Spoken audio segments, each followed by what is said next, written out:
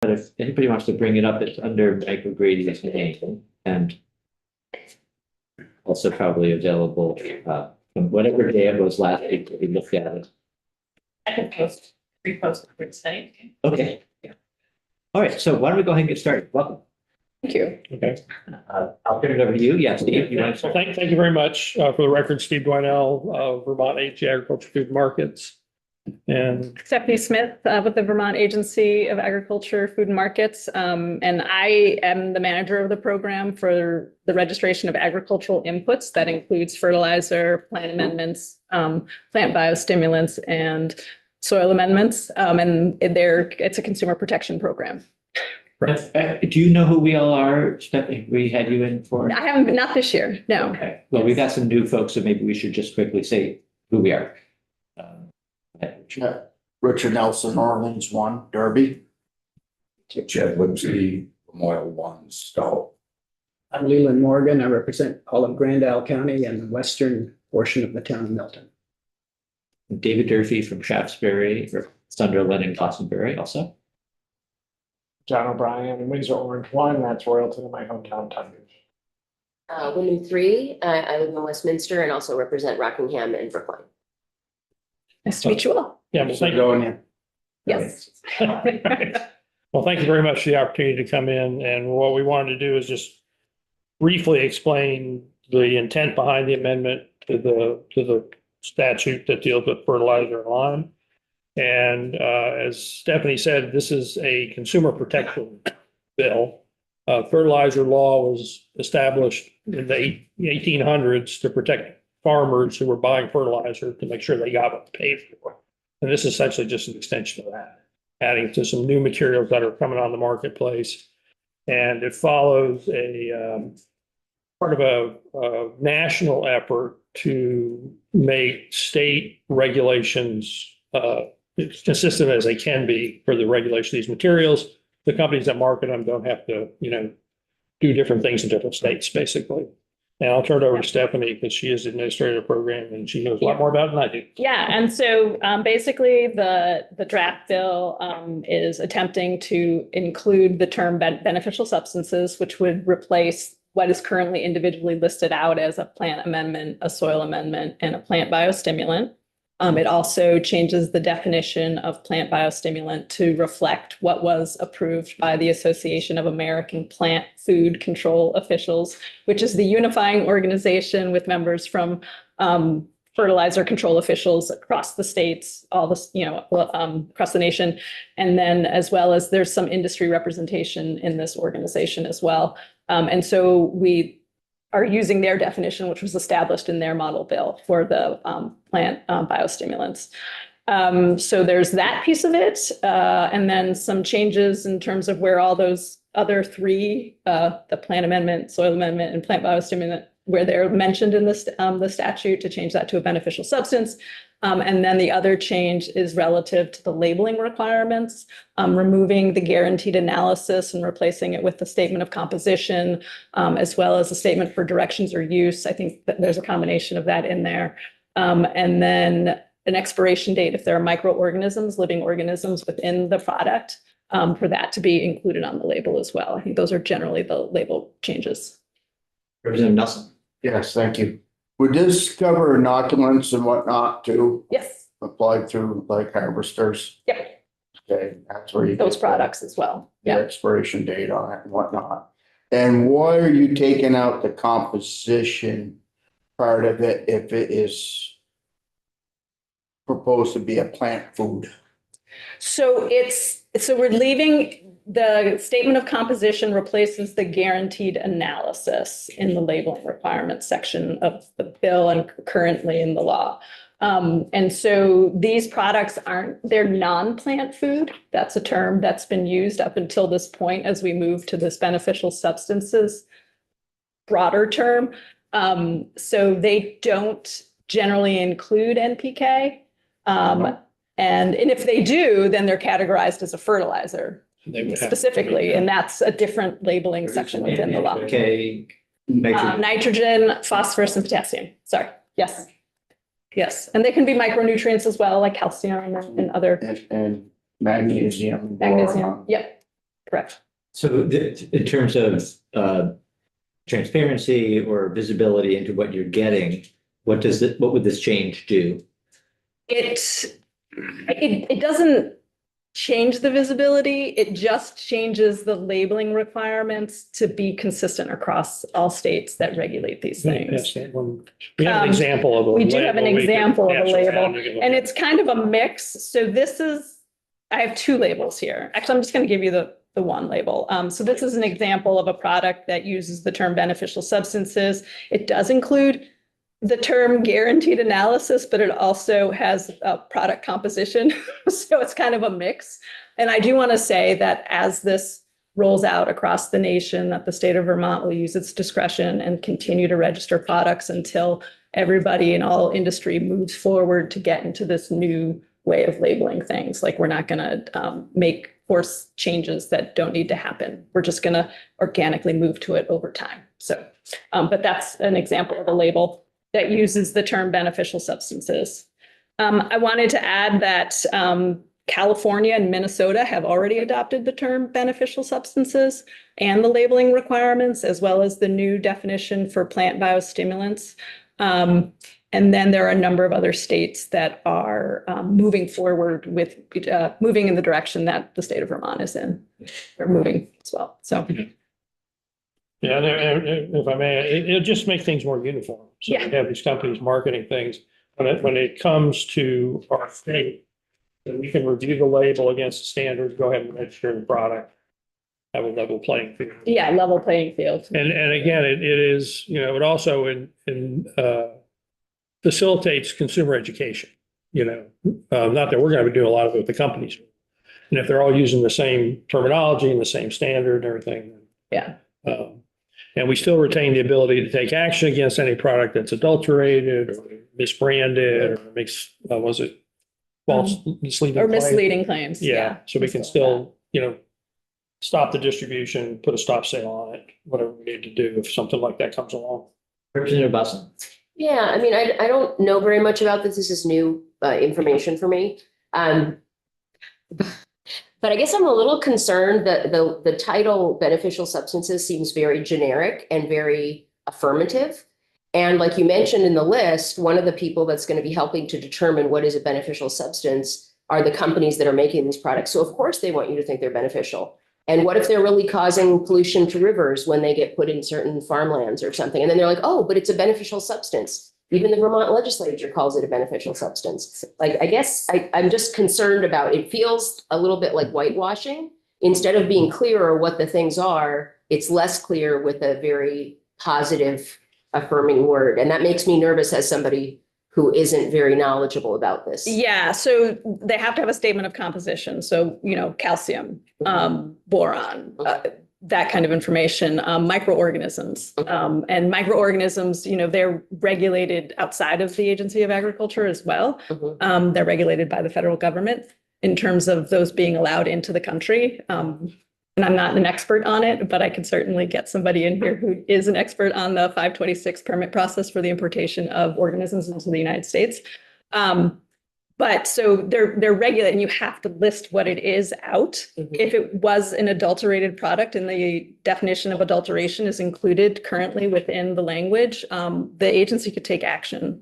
It also needs to have certain requirements associated with appropriate use. And if there's PPE or personal protective equipment that's needed that could harm a person, that needs to be included on the label as well. So there are a number of protections in place and within the hands of the state of Vermont to ensure that the product that's being applied isn't going to cause harm to the environment, to humans or animals.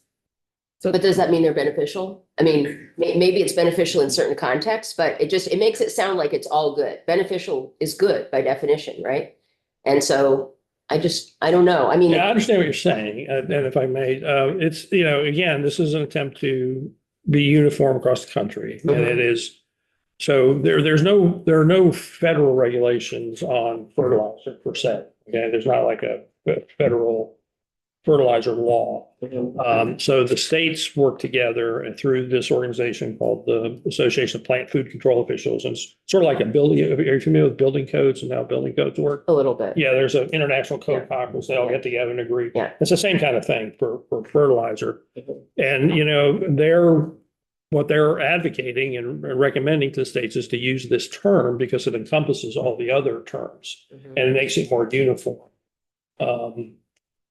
So I understand what you're saying about it maybe being, I don't know what the right word is, but you know, like, oh, this is great stuff. It's a Yeah. broad term Yeah. that, yeah. But we use the word plant food too, you know, for fertilizer. So I mean, it's somewhat similar. I mean, the way to address any concerns, I think, on that is consumer education. You know, and educating folks as to what this is. So yeah, I don't know if that answers your concern, but that's what we're trying to do. Yeah. And it's, yeah, I think it's the same thought was going through my head too, because I mean, there are inactive ingredients in these too, right? I'm just scanning there, there's active ingredients and then there's clay or whatever that Right. is there that. But all the ingredients have to be listed. So you have to know what they are. And And if anything rose to the agency as being a concern, Yeah, we we could could stop it. investigate it and before it becomes registered or even after it becomes registered. Representative Nelson, do you have a question earlier? Yeah, no, they need to get a registration on these, so they have a handle of what's out there and what's coming in, and that's the. You know, whether you call them beneficial substance or what I refer to them as. You know, they have to have a way to know what's coming in, so someone just isn't mixing something up in their backyard over in New York and then bring it over and say, here you go, farmers. You know, $2 an acre. There is some of the language here, just to Representative Bowson's question, on the definitions. The definition of beneficial substance is something that can be demonstrated by scientific research to be beneficial. Yeah. So. And there is a section also within the law that efficacy data may be required to support beneficial substances ingredient claims if the ingredient is not presently defined in the Association of American Plant Food Control Officials official publication. So we actually have it. I didn't bring it with me. It's a big book that lists all the ingredients that have been identified by this organization to be beneficial. Or to be allowed to be included within these products. And we're currently registering them already under these other individual categories. That is happening. Representative, We're the agriculture committee. So I actually, and water quality is one of the big issues that were faced by the EPA, both the Champlain Valley, Magog and Connecticut.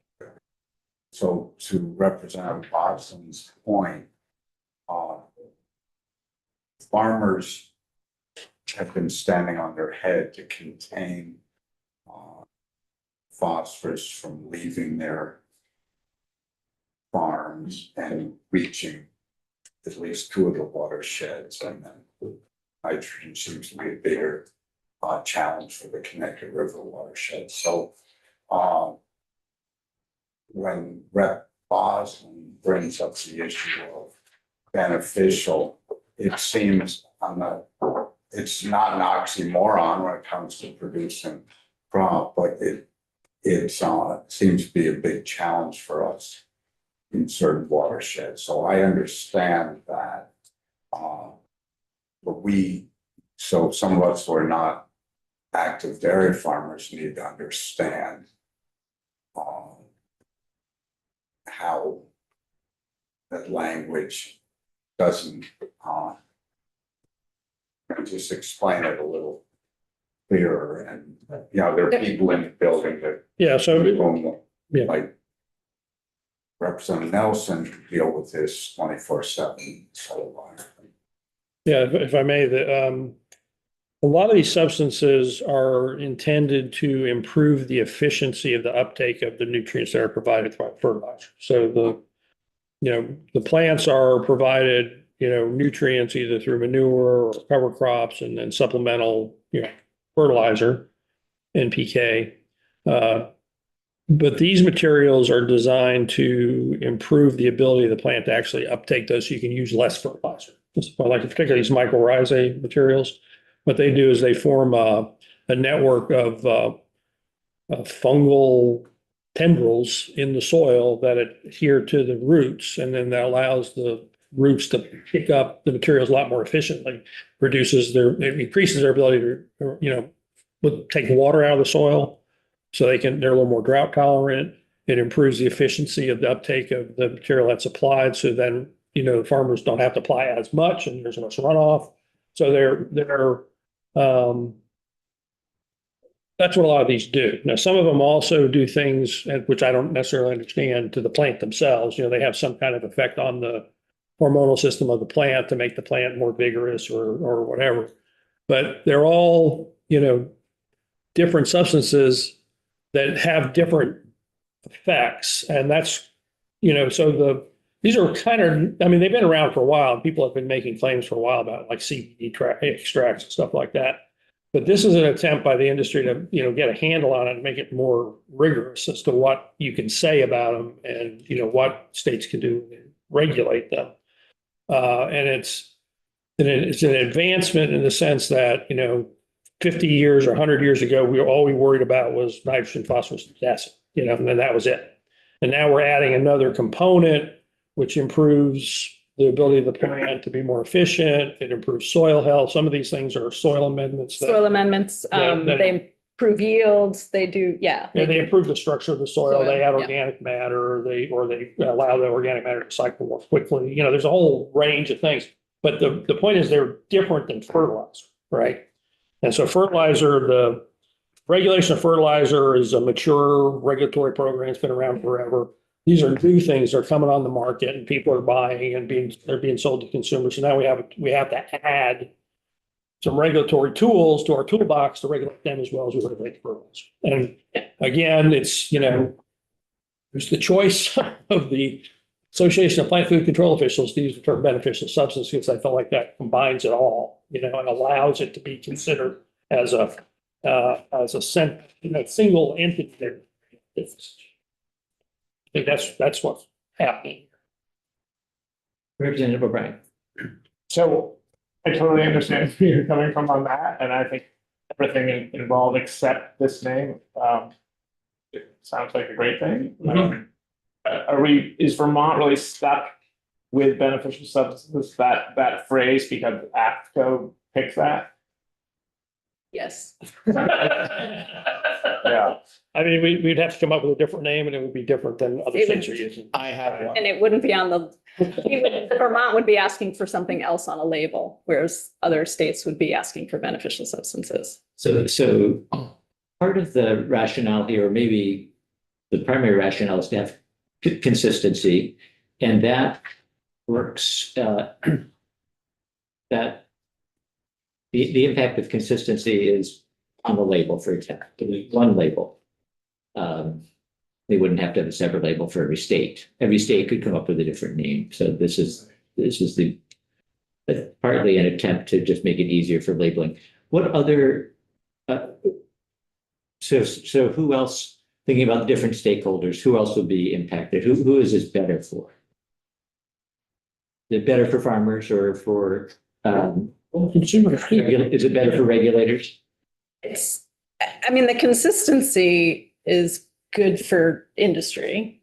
It's good for states because we look to each other for assistance. And if we're all using the same language, that's easier. And then it is and for consumers for the same reason. It's consistent language across all, right? Anyone who's exposed to the product.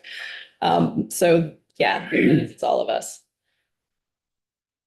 Representative Morgan? I know this is about labeling that we're discussing here, but these are, as you indicated, a relatively new product coming onto the market for farmers to use.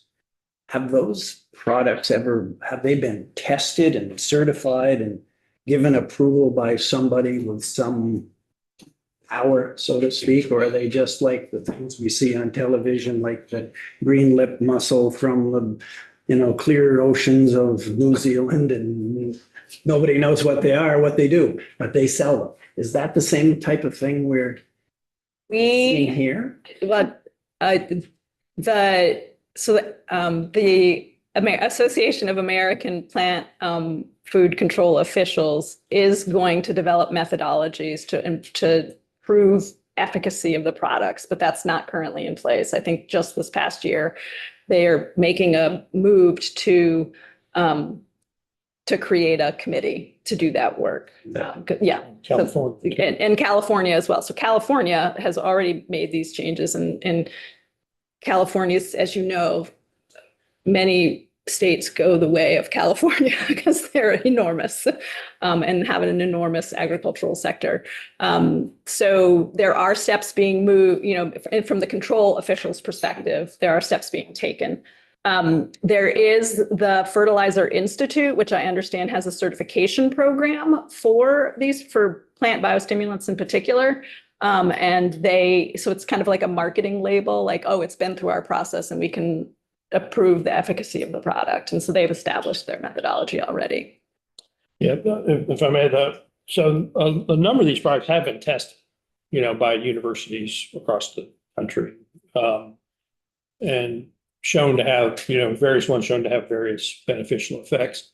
There isn't, like Stephanie said, there isn't right now a single certifying agency that says, now, but we have the And the authority. ingredients are approved. So AFCO, which is the short acronym, it has the book, the official publication that lists the ingredients that are approved for use in all products: fertilizers, plant biostimulants, soil amendments, and plant amendments. And so they list out all those approved ingredients. So there's that too. And they every year they're introduced by folks that want to introduce a new ingredient and get it approved and get it in the official publication. They'll bring that ingredient forth, they'll talk about it, and then they have a process for approving those ingredients and getting them published in the book. So there is a little bit of a review that happens. For ingredients that aren't approved, the agency can request information about it. So we have that authority with them. Something that's growing along with the new product. Yeah. And we can review, and by having, a standard label format, or, something that we can reference, then we can go back and all the labels get reviewed. Stephanie and her crew do a fantastic job reviewing thousands and thousands of labels Yes. and looking for specific things on those labels, and not a label, they get kicked back and they have to correct. So, Yeah. We have that ability. And we consult with other states too. Like, oh, is this product approved in your state? And we do research to determine so that we're not alone. Like, again, we rely on each other and frequently communicate across states. Yeah, just a couple questions. One, is, because you're stuck with beneficial substances, are we opening ourselves up to litigious, class action suits at some point? Because let me use an analogy. Say neonics, for example. It's different. I know it's a pesticide, but it's like could be shown to be beneficial to growing corn. That's great at killing corn maggot, but then it turns out it kills all these pollinators too. So it's not beneficial in that way, right? And I'm just wondering, in this class of beneficial substances, could we run into the same type of issue? And Vermont then, because we're using this terminology, would be liable. Hypothetically, I potentially some. But if a product was found to be toxic, then we would have recourse to do something.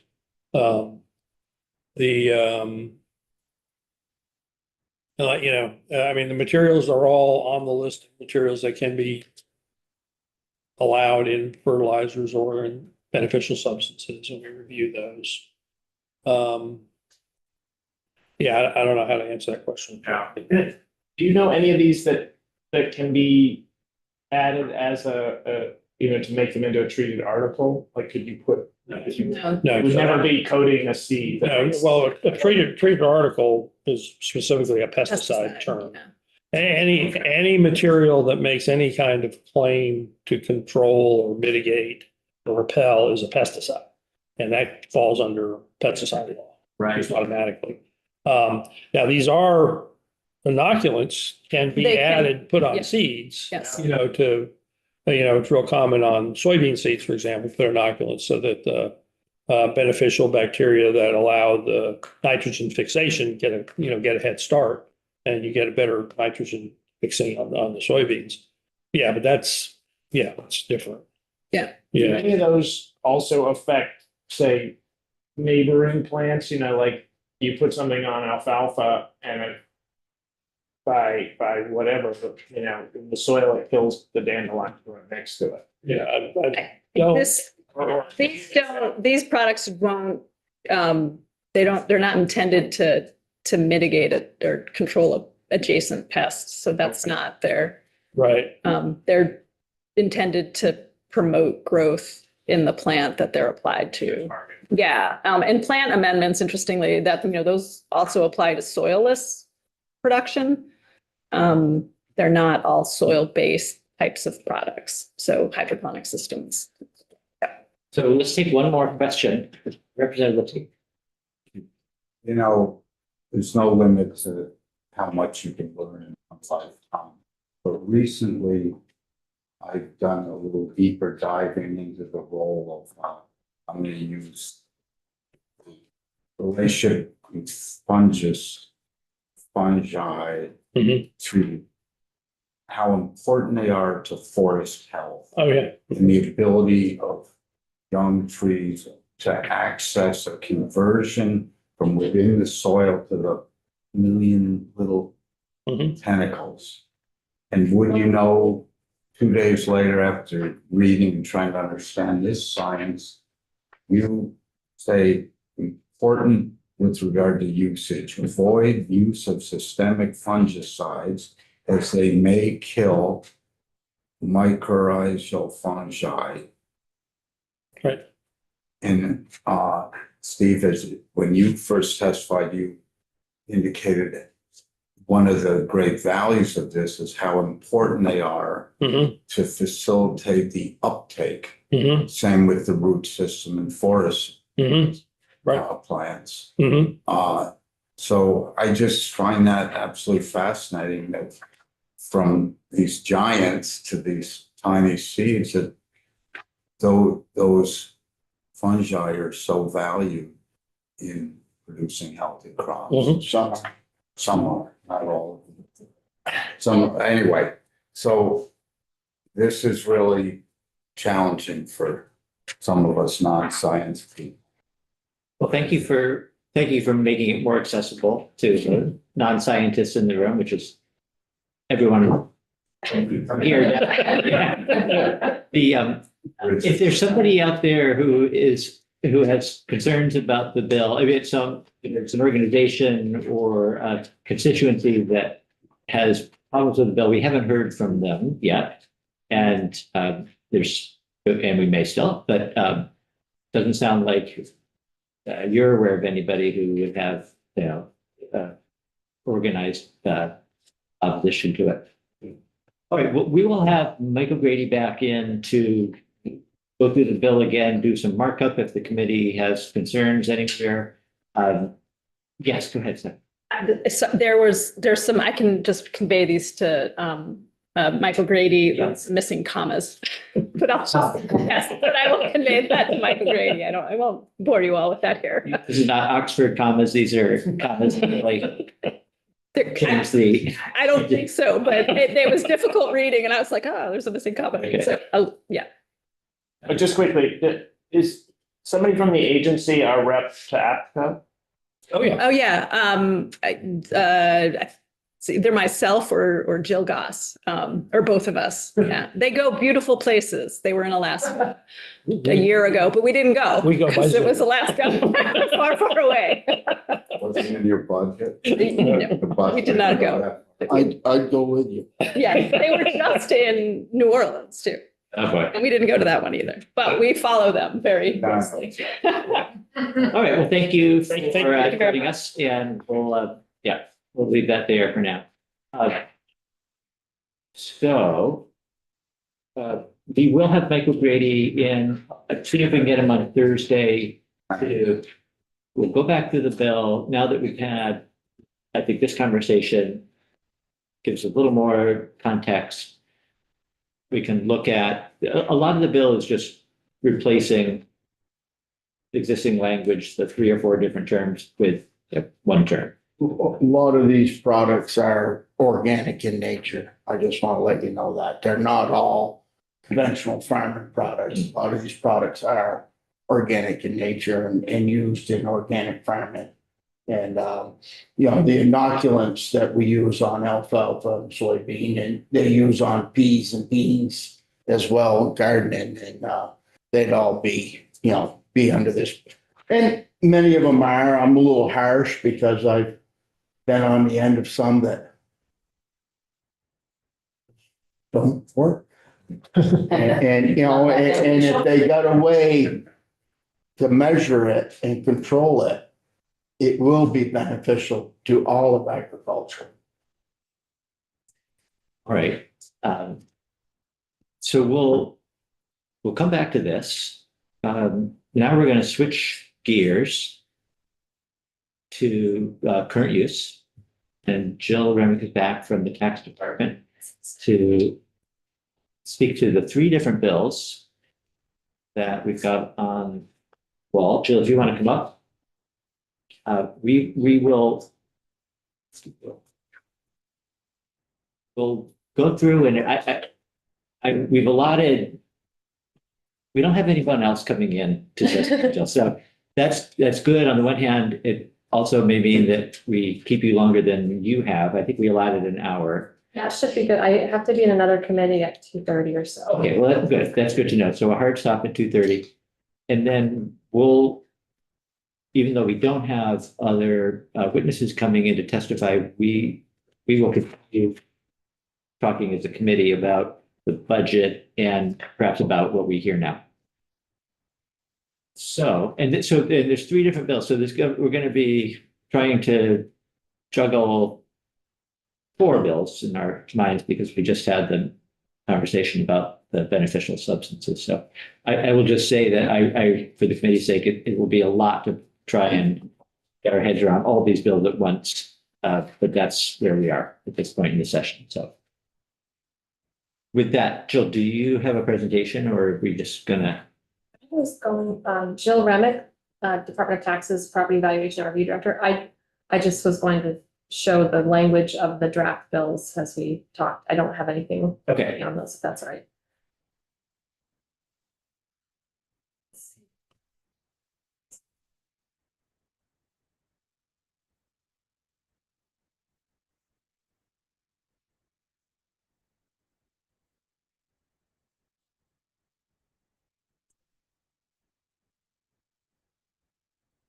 I think I'm deft with without my mouse, then I'm.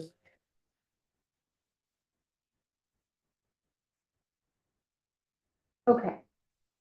Right, so I'm Jill Remick from the Department of Taxes. So there are 3 current use related bills that I was asked to come in and provide you folks some reaction, I suppose, for lack of a better word. And then and so I'm happy to sort of walk through each of those and answer any questions anyone has.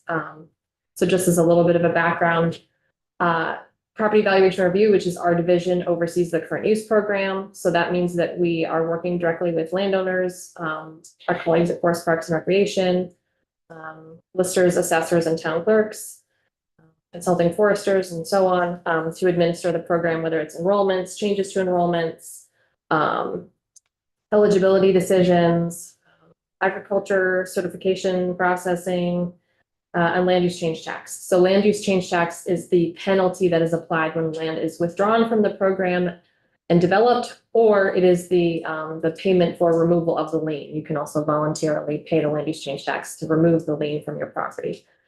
So each of these sort of touches on one of those aspects. I'll just start from beginning and go from there. So I think each of these bills were presented to you, I guess today's only Tuesday, so last week.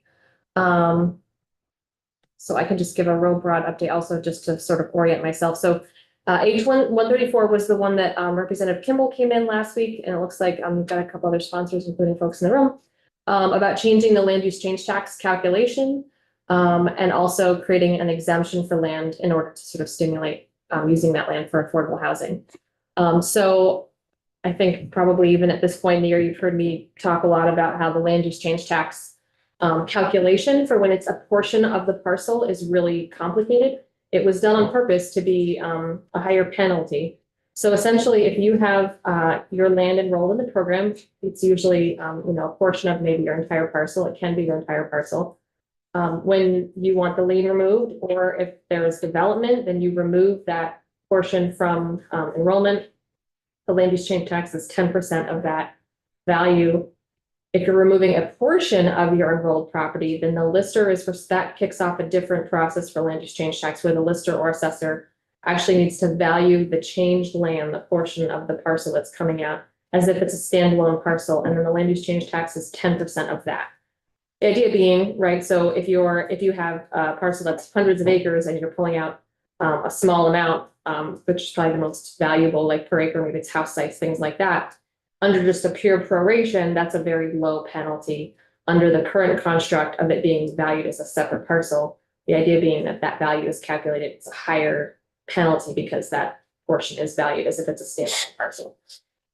So we did a whole bunch of research over the last couple of years of trying to sort of how else could we kind of crack this nut, because what we're seeing on the ground is that the experience that is causing for landowners is a pretty significant delay in getting that number.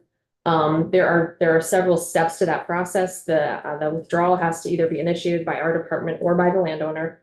The valuation request goes to the lister or assessor.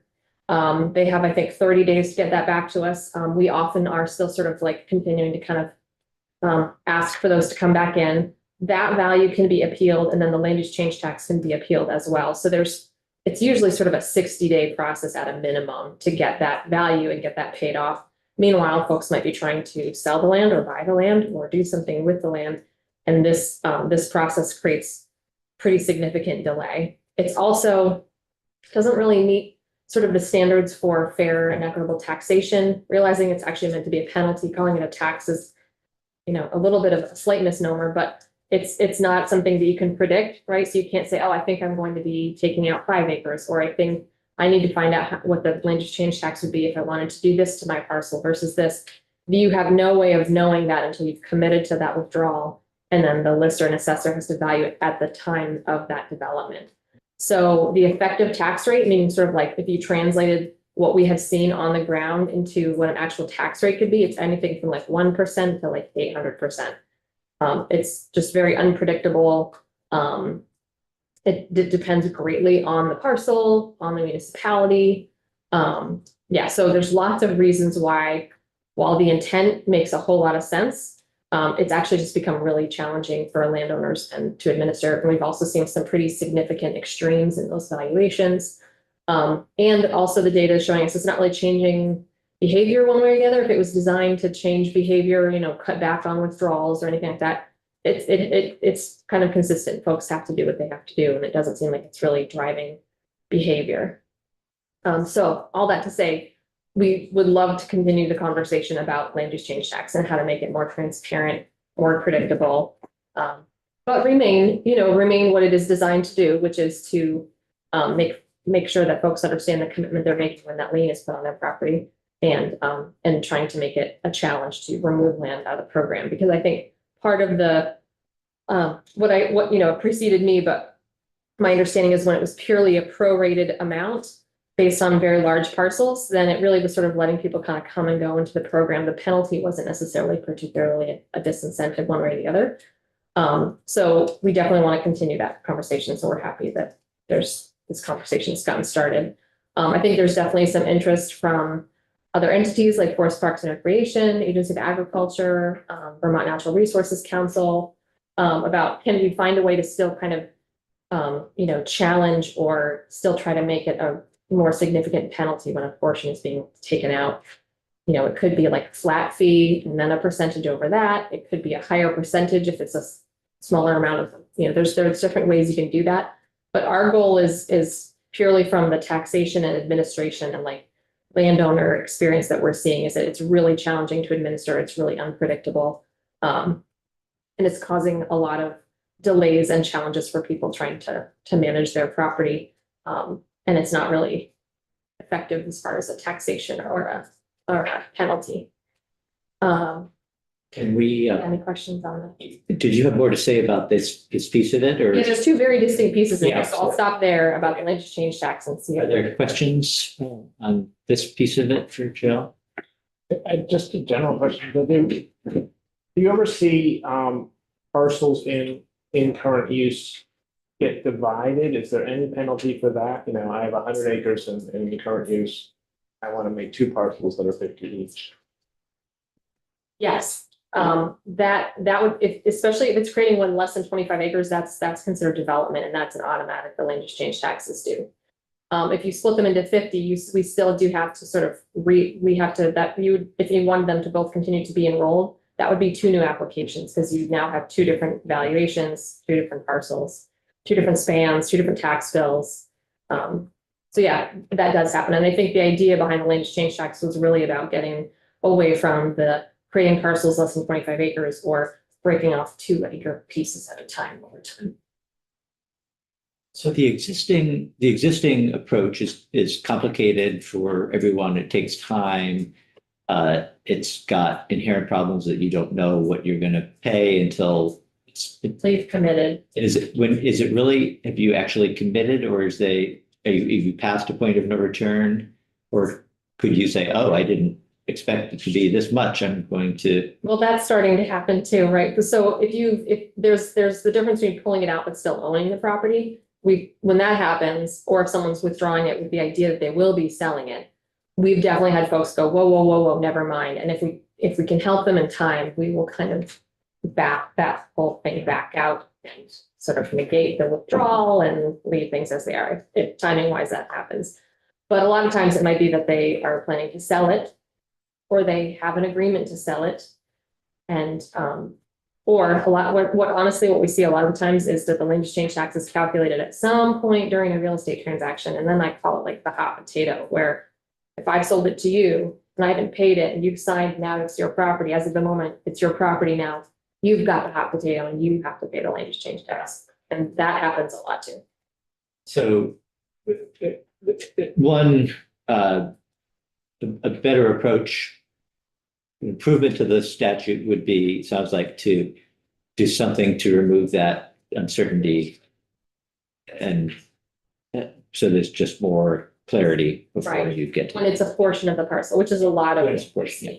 Yeah. And then Rep. Leslie had a question, but I just wanted to ask too, did I understand correctly that at some point in the past, we changed the law to what we currently have, but in the past it was done this Exactly. bill proposes doing? Yes, and then what had happened in the past as well, yeah, so this proration based on acreage, or if it's a portion of the parcel, is the main component of the prior to 2015 methodology. But there was a 20% land use change tax if I think it was less than 10 years in the program, so there was like, the longer you kept it in the program, then the penalty was lower because you've kept it in the program for a long time. So I think it was 10 years. If it was less than 10 years, then it was a 20% penalty instead of 10. So that's not in here yet, but that's another consideration that folks could consider. Is the goal to keep it in as long as possible? Is the goal to keep it, to discourage the removal? Is the goal, to penalize, right? That's sort of a question for you folks, is what you wanted to accomplish. But Representative Lipke. Well, one issue that we face in rural caucus and here are farm families that are transitioning ownership within the family to another younger generation, children or grandchildren, want to stay on the farm, be part of the Vermont workforce, and we are trying to encourage that transition so the land remains agriculture, but without, family workforce, it's very challenging. And so that's anything that moves to support that transitioning, not like converting into a development, but to accommodate the farm family, Yes. and not be punitive would be certainly a goal that we've talked about. Representative Nelson. Thank you. 134, the spirit of this bill from Representative Kimball and myself and John signed on to it. Was to remove the barriers to affordable workforce type housing, close to services.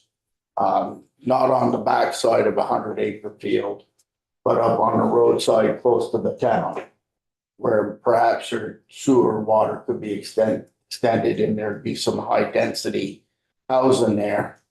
And try to remove, a 10% tax on $20,000 an acre land or $10,000 an acre land is $1,000.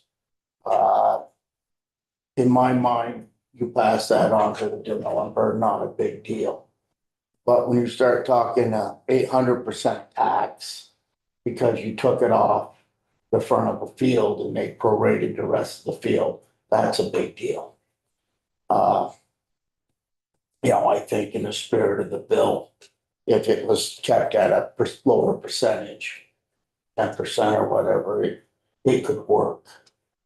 Because there is a value to having this land in current use, and that farmers realize that value of having it in current use. And frankly, we wouldn't have a third of farmers if we didn't have current use now. They just couldn't handle it. They couldn't handle the tax burden.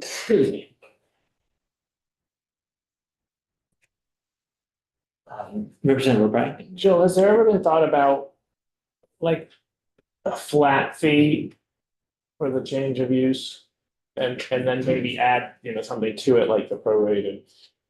Yeah, that's definitely another option that has been floated in the past. I think there's some merit to looking into that, right? If it could just be like a flat fee and then above a certain acreage or something like that, then it could be a percentage of the proration just to get something. And then again, the idea being that if you're a landowner and you want to make an informed decision about what you're going to do, that we could have a calculator on our site again, where you can punch that in, you can figure out what the land change, and then you could put it into your closing if you were selling the property, or you could say, actually, I'm gonna do 10 instead of 5 or whatever.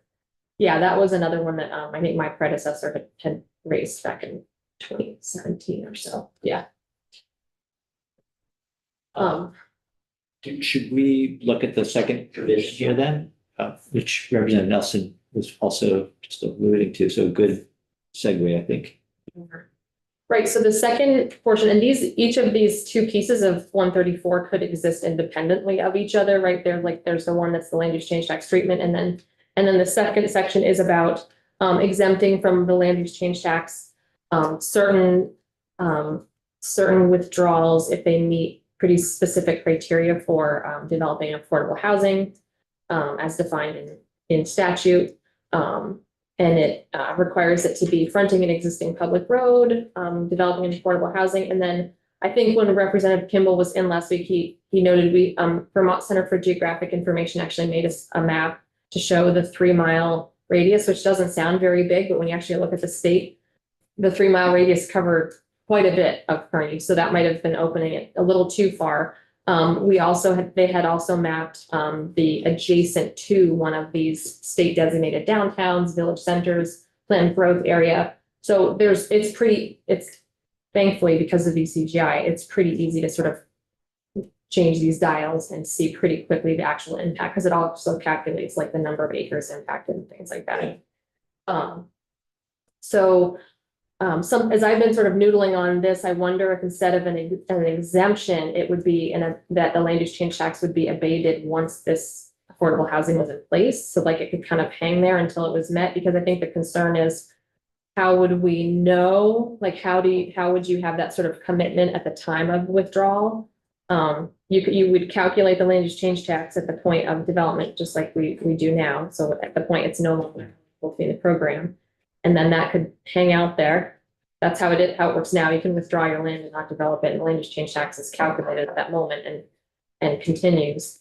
And then once it's demonstrated that it has met this affordable housing criteria, it could be abated. And that might be an easier way to just, again, I'm only thinking of it from like, and how do we administer this in my office? I don't have a policy opinion one way or the other about what happens, but I think it makes a lot of sense. I think the state sort of at a crossroads that the legislature will have to like decide which we want to encourage, right? Do we want to encourage like sort of with smart development, and how can we encourage that? But also like, how does that bump up against current use? So that could be a way that I feel like just might be more straightforward, because if you abate it or you exempt it rather, and then how would we need compliance of some sort to figure out when that happened and if it met the definition of affordable housing. But if it could be noted when we process the withdrawal in our system, we could say, awaiting, could be pending, and then if it's completed and it meets that, we can abate it. Representative Nelson. Thank you. Are you suggesting like a cap on the square footage of the house or duplex or apartments versus someone saying they're gonna build affordable housing, workforce housing, and then they put up a 4,000 square foot stone monolith? Right. So my understanding, and again, I'm not an expert in affordable housing as far as like capital A, capital H, but my understanding is that there are specific requirements that would meet that 24 VSA, that I think we would get that from, like, I don't know if it's ACCD or if the developer gets some sort of a certification that it meets that. I should actually pull up that statute. But my understanding was there would be something that like is officially considered affordable housing. It wouldn't be a judgment call that we would make. We would basically get some sort of verification that it met that. And then we would question that. Because price is not so much a factor because of prices have gone up so much. We used to build 1,100 square foot ranch homes for $40,000. I've been told you can't build them for 200 anymore, which shocks me. Another thing that may solve is, I think, a lot of folks are getting rightly resourceful with trying to find farm employee housing. And the way the statute is right now, it has to be used as farm employee housing for a full 12 months prior to getting treated as a farm building, meaning the 0% tax. So you can have farm employee housing that is enrolled in the program as a farm building and get that exemption, but they have to be used for that for 12 months prior. So another thing we're seeing is folks having to take, the 2-acre house site out of their parcel, pay land use change tax, put housing on it. It's used for farm employee housing for a year, and then they can apply to have it included as a farm building. So that's another sort of like, oh, I wasn't expecting that level of a hit. So if it was being used for something like that, and then it could be abated once that 12 years is met, and that's demonstrated, that could be another way to solve that with minimal oversight, I guess, for lack of a better word. Yep. All right.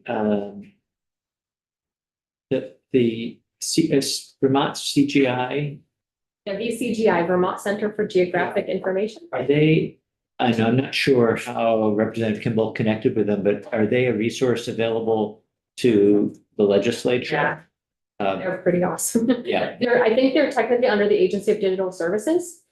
So they maintain, I highly recommend using they have a parcel viewer online, so it's vcgi.vermont.gov. we just sent them our grand list enrollment from 2024, our current use enrollment for 2024. You can slice and dice and zoom in and make maps, and there's all kinds of great resources on What there. was that again? VCGI.Vermont. Yeah. VCGI.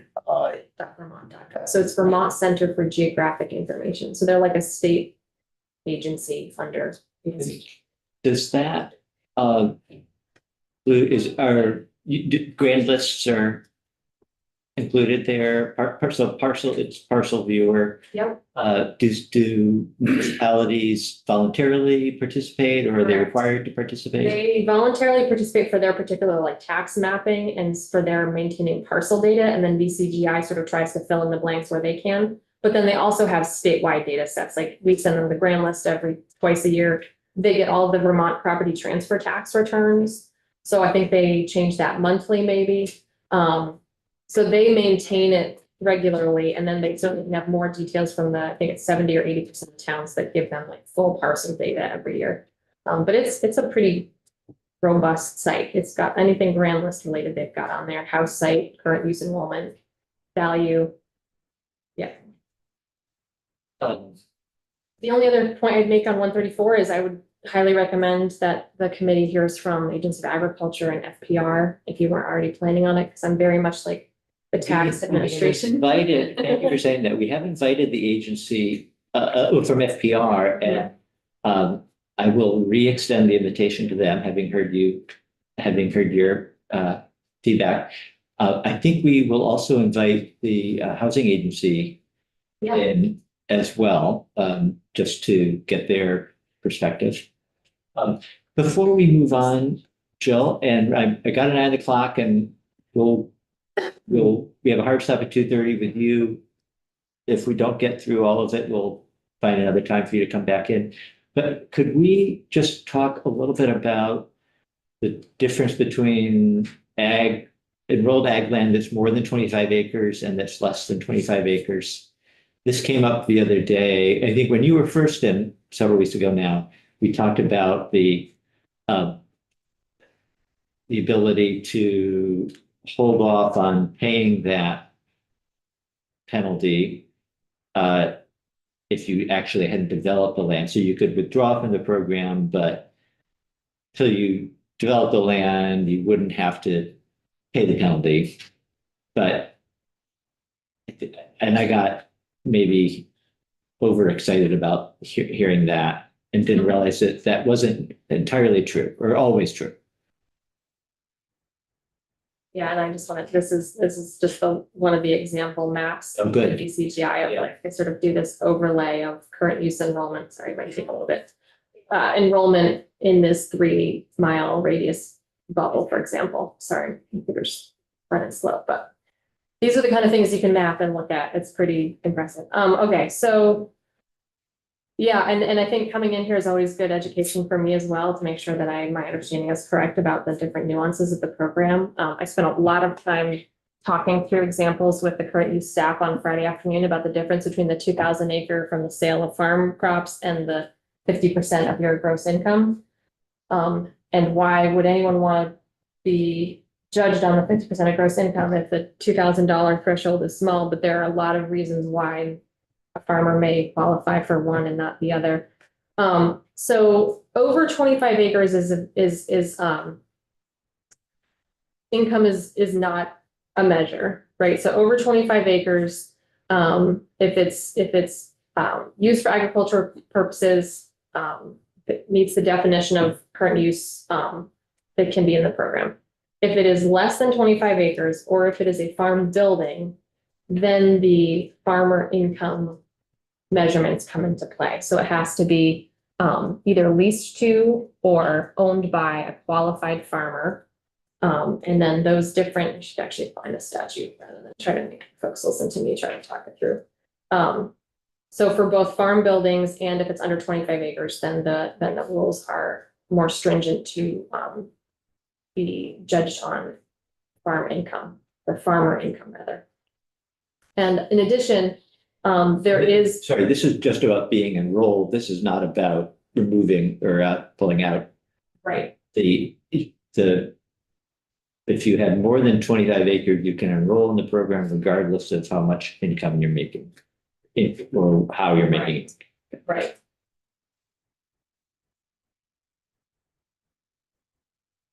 So sorry, was your question about if land use change tax applies differently in those Yes. situations? Yes, and we could, I know we could go down lots of rabbit holes here, so maybe just thinking about how the land use change tax applies in the two different cases. Right, so land use change tax is applied if either you want to remove the lien or if it is no longer eligible. So that happens a fair amount. Or if it is developed, and one of the definitions for development is if it's creating a parcel less than 25 acres. So you might have an ag parcel that's over 25 acres that's in the program, and then if at any point in time, and this happens, right? A portion of that parcel is removed from the program, that is considered development. You've created a parcel less than 25 acres. And in some cases, it's two parcels less than 25 acres. So that is when the land use change tax is a pretty big hit on the smaller parcel enrollments. You start out with a parcel that's say only 24 acres. Right. And because this is an actual example, I think that we've heard about. You're farming that, you're actively farming it, you're in the program, and then you decide that maybe you've reached a certain age, you're not going to continue farming it, but you're not selling it. You're not developing it or selling it.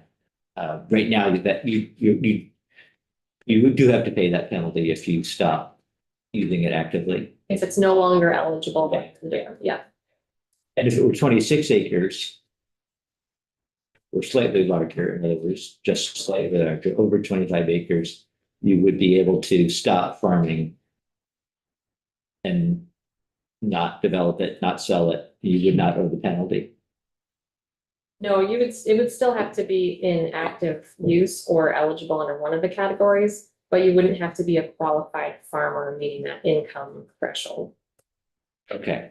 over 25. So sorry to No, this is belabor this, but it's a good exercise for me. is there a scenario where you would not owe the tax right away as long as you didn't develop it or sell it?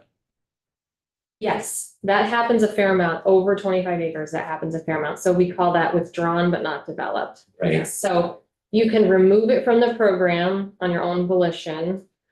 And it may not be eligible to be enrolled. The land use change tax is calculated, but it's not accruing interest or penalties or anything like that. It sits there in our system and the lien remains on the land until it's paid.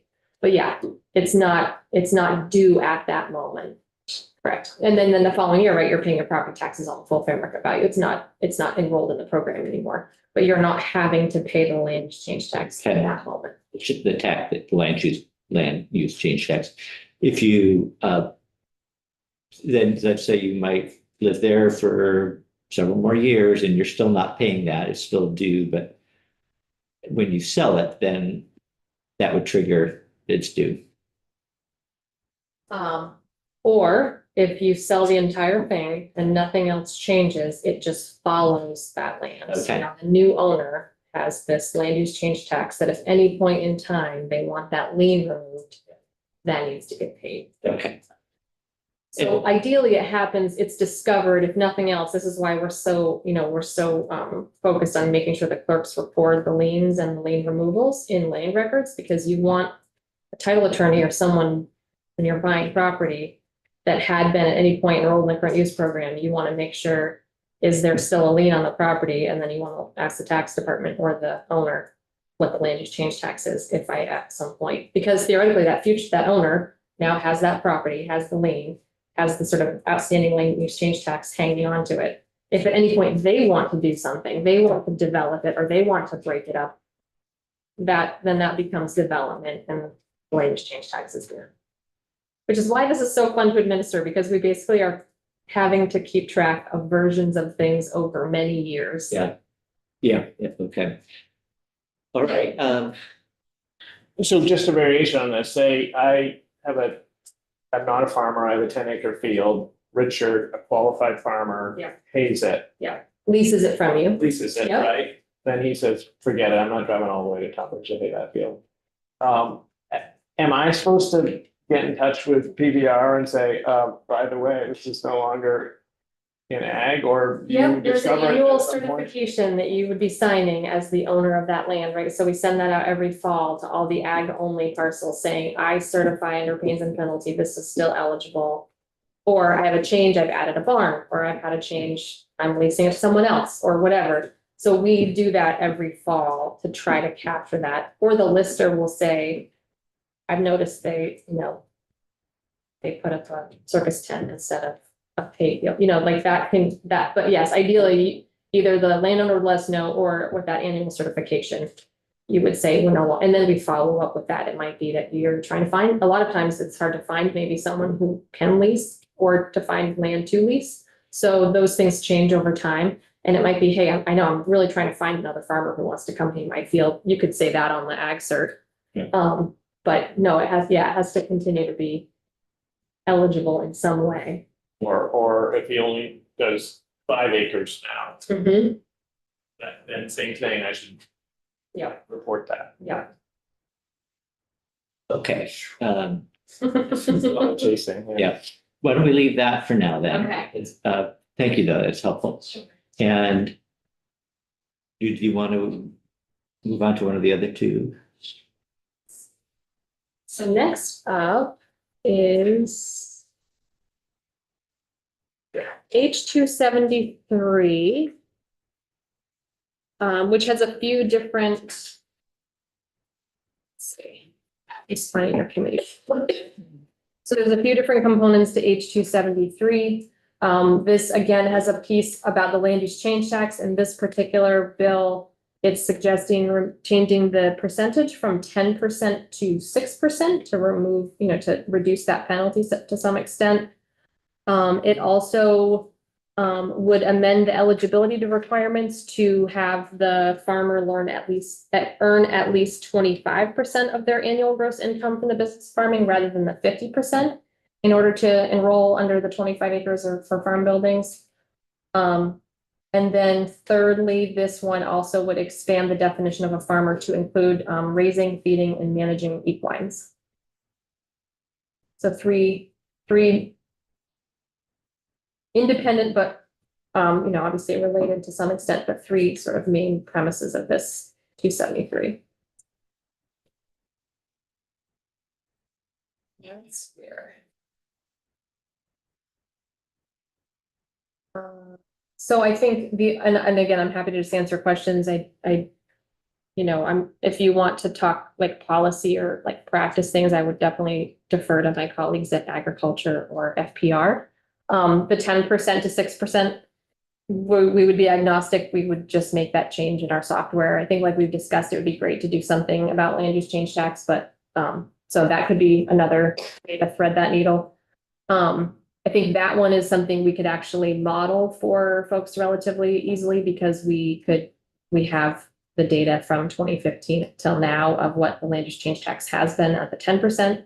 We could pretty quickly figure out what 6% would be if that's the interest. The only thing, again, putting on my thinking of my team next door hat would just be, I would hope we could get a little bit more help if we increased the eligibility for farm income and the equine, just because I think that we would have a, pretty high volume of new enrollment or changed enrollments for the first couple of years. So I just would want to make sure we got some help somehow, like temporary employees or something like that. But otherwise, yeah. Sorry. No, I'm happy to answer any questions, and I just think the other thing would be the modeling the 25% income versus 50. I think that would be really interesting to look at because I think we've denied a lot of applications for, and I think we've discussed that in this committee, right? Your annual gross income. A lot of folks have to have a second job to afford to be a farmer. So it's sort of like an unfair penalty, or if the household, right, if you and your spouse are like the farmer and your annual gross income, if your spouse does something outside of farming, then that could theoretically be a barrier even for folks who are very much farming. So I think that's the idea behind the 25%. So it might just be something joint fiscal office or someone would have to like calculate. I'm not sure how we would get at who's not enrolled, right, and who would be, but I mean, at least we could probably identify ones that had not met the 50% in the last few years to get a sense of how many people are having to turn away. The JFO is going to come in Oh, that's right. Friday, I think, and meet with us. I know that their own resources are limited and they're working on lots of other things at the same time. But I do think that if we got to a point, if collectively this committee and other committees wanted to make some change, a change like this anyway, having that modeled out would be pretty important. You had asked, I was going to just go back to, I think when you were talking earlier about the first bill, that when the change was made on the penalty 10 or 15 years ago, whenever that was, 2015. Yeah. That, did you say that you didn't see an uptick or a significant change in the number of parcels coming out, but that didn't affect behavior? So that year, there was what was called an easy out. So because the penalty was jumping up, there was a window of time where there was like an allowance for folks to take land out of the program under that prior construct or something before that was put into effect. So there was definitely a big rush into easy out. But then since then, the penalty itself has not changed. And if you look at sort of the overall like enrollment over time and acreage over time, it's still sort of ticked up and flattened out. So, but yeah, that's a good point. There was an easy out window that I'm sure a lot of folks came out of the program, but I think a lot of the land probably has eventually come back in. And I did want to mention before I forget, in 2013, the legislature was considering the equine question. And so we did find it's a little outdated, but you can use the CPI index to sort of figure out what the inflation would be. So they actually did a study of horse farms, land and buildings, at that time, sort of doing like a sampling, kind of roll that up to get some sense of what the impact on the ed fund would be in the general fund. And it was about like 3.5 million. So the program right now, just for context, is like there's I think 55 million in education fund impact, and then another 19 million in the general fund, because that's the whole harmless payment that goes to municipalities. So like in today's dollars, that was like 4.5 million overall of possible impact if there were equine farms involved. So it's not a massive influx. It is a change, but it's not. It would be doubling. It would be doubling. Like 10%. That's the education fund and the general fund impact. Right. So just so folks understand, so the education fund impact is the delta between if the enrolled parcels or buildings were paying the full education property tax rate. And then the municipal impact, the general fund impact, is the state pays out of the general fund to the municipalities, what's called the hold harmless payment, so that municipalities don't lose municipal revenue because a property is enrolled in the current use program. So that's paid out of the general fund, and then the education fund is the other. So we do have that. I mean, we found all that stuff. We have some like sort of spreadsheets and write-ups of that examination. It was 12 years ago, but if folks wanted to look at that, we could share that. And like I said, index it. Representative Lipsky. Jill, were farm buildings for equine farms, i.e. arenas, considered farm buildings in that calculation? Right. Yes. Yeah, I think so. Those training facilities or management Yes. facilities.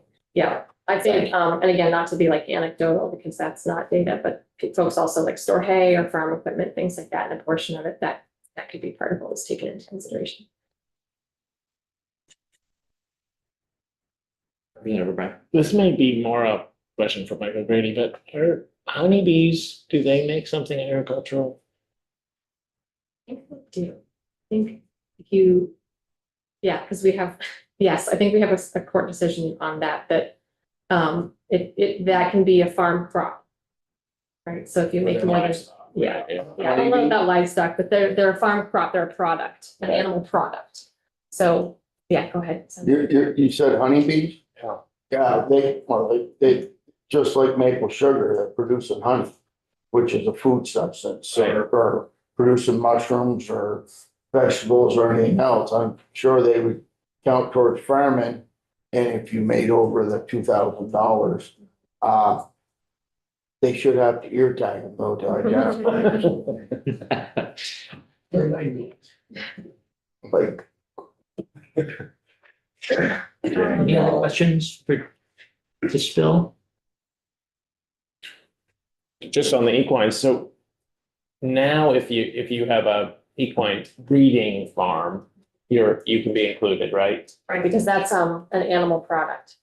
And including all the buildings, so you have a horse arena, does that count towards it? Because you're. It depends. Oh. That's the answer a lot of times in current use. Are they using it for storing hay, storing farm equipment? Are they using it to like store like pasture animals in winter because the snow is 3 feet deep and they can't turn them out? That's possible. Right now, the only eligibility for equines is if it's over 25 acres, because that's considered pasturing livestock, so the pastures and hay, obviously. But again, even if you're haying your fields, if you're not selling them for more than $2,000 a year, right? Maybe you're haying your own field. If it's under 25 acres, it's currently not. Right. Okay. Last but not least, posting, current use. And again, the only lens I'm offering my initial comment, but I'm happy to take a stab at any questions, is just sort of from an administration perspective. I'm just not sure how we would literally administer keeping track of land that was posted or not posted. The calculation of paying the higher, like setting a higher value, that is certainly doable, but the harder part would be how would we administer this? Would be this like some sort of a self-certification by the landowner, which would they want to do that if it's a higher penalty? I also, again, would definitely want you folks to hear from Forest Parks and Recreation or Fish and Wildlife, I guess, oversee the hunting, trapping, fishing statutes. The only other thing that we were wondering is, there might be very legitimate reasons why someone might have their land posted. Maybe they have like a child or they have valuable livestock or something. So while like on surface, like very simply, it makes sense that okay, the property's in the current use program, that's a shared good but there are a lot of ripple effects to that. And then again, yeah, how would we administer that? Would we need to have another easy out because we're adding a use value category that is an increase for some folks? Yeah, so I talked to Forest Parks and Recreation a little bit, and the Fish and Wildlife wardens, game wardens would probably be a helpful this was a role folks wanted to go down. And then there's also like, could you have other signage that may not be the official Title 10, I think it is. And then lastly, does the absence of posting imply that current use land would then be, that would be sort of a default that we have some sort of right to someone's property that's not posted in light of the fact that it's being treated this way? So those are just the things that have bubbled up in our short little bit of time. But again, from the tax department perspective, it's just, I don't know how we could track this or how we could get compliance. And if someone doesn't comply, there are a penalty. It's not as straightforward as it might sound. Right now, if you have ag land, you do need to enroll every year or certify every year. Mhm. But not the case with forest land. Right, forest land has a whole different construct with Forest Parks and Recreation, where they have a 10-year forest management plan. Yeah. They have to submit any management activity. So there is more robust oversight, I would say, over forest land because of those requirements. The ag land is an annual certification as a way to sort of provide some sort of, so yeah, I suppose you could put it on the ag cert that we submit every year. But I don't know how effective that would be, or how would we need to call the town clerk and find out if it was actually posted and for how long? Right, or somehow town clerks who do have that information, presumably, I mean, I don't know what they have. We know that you need to go to the town clerk to post your land. But whether I don't know after that what happens. Whether it's tracked, whether it's part of whether that's available on VCGI, for example. Probably not. I don't know that that level of detail would be on there. Knowing our town clerks, they probably do keep track. I don't know if it's like an annual thing that you re-up or if it lasts 5 years. I'm not at all gonna even try to guess, but that's another point of, I don't know how the tax department could track it without without full cooperation. Okay. What's the CU 313? Is that for forest or ag? 313 must be our annual agriculture certification. So that's, okay, that's that. Yeah. one, Yeah. So it's a pretty straightforward form, just making sure that it's still eligible. Let us know if your address has changed. Let us know if you've added or removed any buildings. That's sort of the ag level of compliance for us. And then forest is very much like working with Forest Parks and Recreation on your management plan. And if you change enrollment categories or update your maps, things like that, those things happen a lot too, but the 10-year cycle. Representative Nelson. Yeah, thank you. The people with Vermont Outdoor Recreation came in, the public trail people. Wanted to talk about a way to compensate landowners that allow the Bass Trail, Bassett Trail, bike trails, cross-country ski trails go across their land for use by the public. Somehow to compensate the landowners, and I've been thinking about that, and you can only dip into the well so many times, and I don't expect money to come from Jed Lipsky's pocket to pay me to have Bass Trails go across their land. But if we did something along the lines, and like with this, and if you have your land open for other people to use, is there something that could be done with current use to just tweak it a minute amount?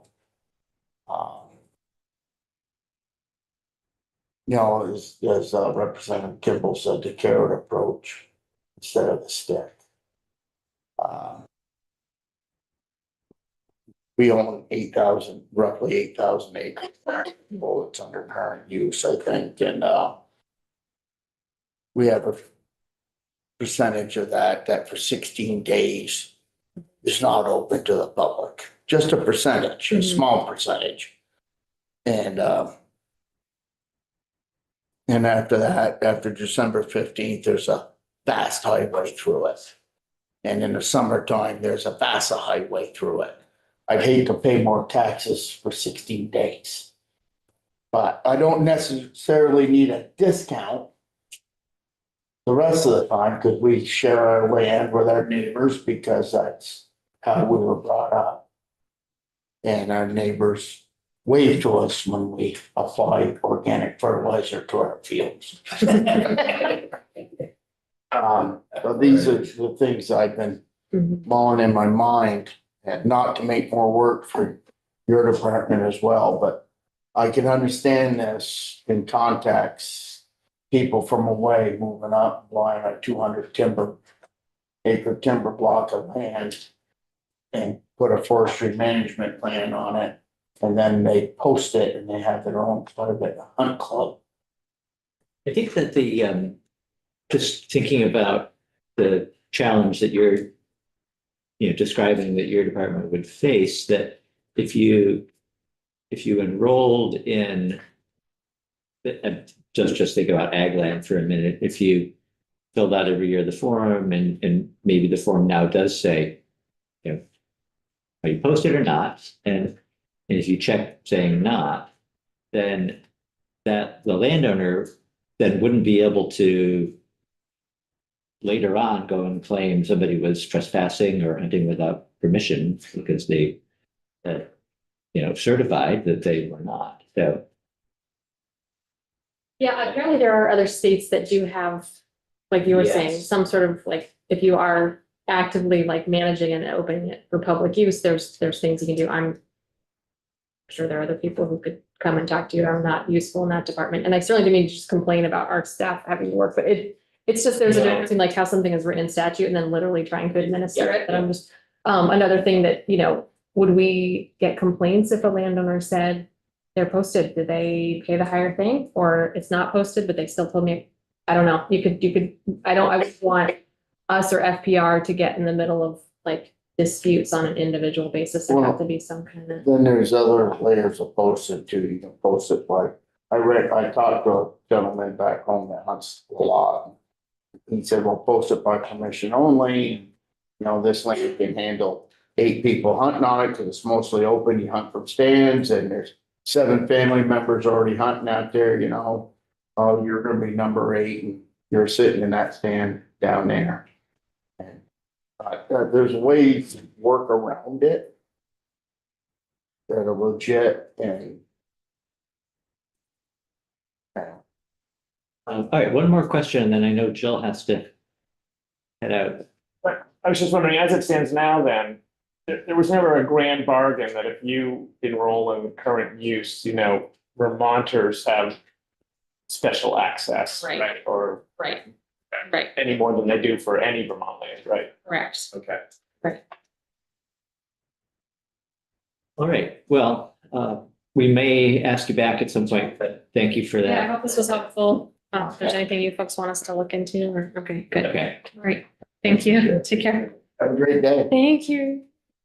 all right, we are a little overdue.